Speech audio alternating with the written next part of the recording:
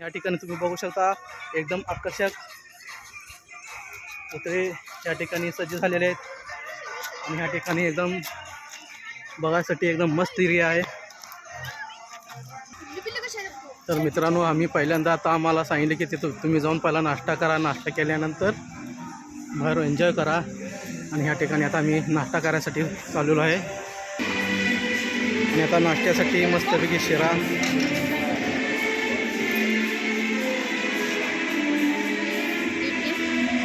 एक द्या आणि सोबत इडली सांबार आहे।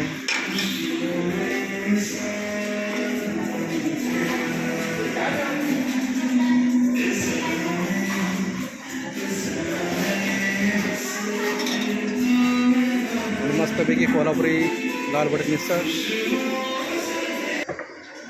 आणि मित्रांनो, आम्ही आता या ठिकाणी बसलेलो आहे नाश्ता करायसाठी।